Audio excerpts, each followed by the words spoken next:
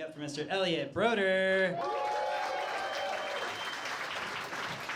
How are we doing tonight? Guys, I quit drinking alcohol 4 years ago today. Thank you. Thank you. And when I first quit drinking, people would always ask me, why'd you quit drinking? And I think when people are asking you that, what they're really asking is, when did you get a DUI? But I did not get a DUI, ladies and gentlemen. I went undefeated in drinking for 10 years, yeah.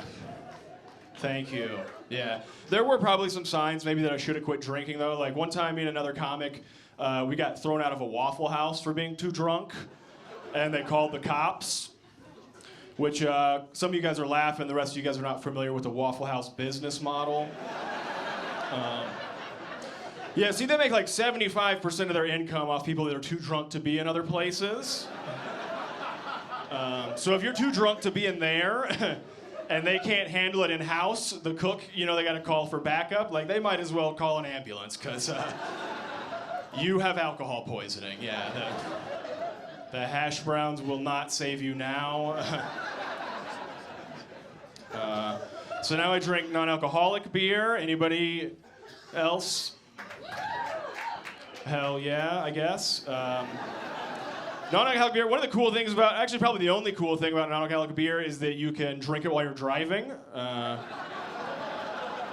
Yeah, so I do that a lot. They give them really great names too. My favorite one is probably Coors Edge, which I think is aptly named because it's like, I might jump, I'm on it. But this is, probably nobody gives a shit about this, but the fake beers are as expensive or sometimes even more expensive than real beer, which is fucking bullshit. It's like, you guys got a lot of my money for 10 years. Cut me a fucking break, okay? Like, it's bad. It's gotten so bad that I actually have, I'm selling black market. It's like reverse prohibition. I'm selling illegal non-alcoholic beer. After the show, I make it in my bathtub. My oldest sibling just had a baby last year. I'm an uncle. They had a little boy. And everyone was asking, like, hey, are you going to get your son circumcised? And everybody wants to know that.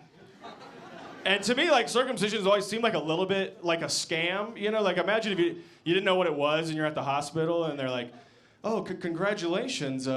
We were curious if we can cut off part of your son's penis for $500.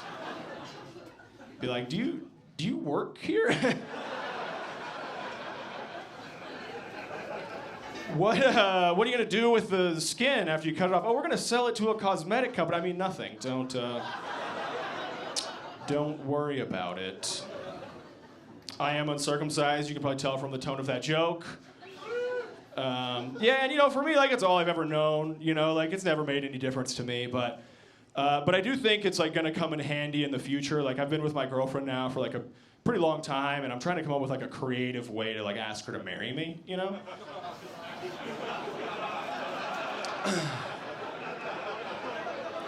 So what I'm gonna do, I'm gonna put the ring on the head of my penis. Right, I'm gonna roll my foreskin down over the ring.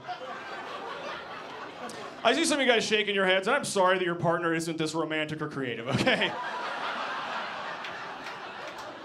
And then I'll be like, baby, I think I have a lump or something. Can you check this out? Then she gets down on her knees, and then I get down on my knee, She's like, oh my God, how long have you been planning this? I'm like, just don't smell your finger, okay?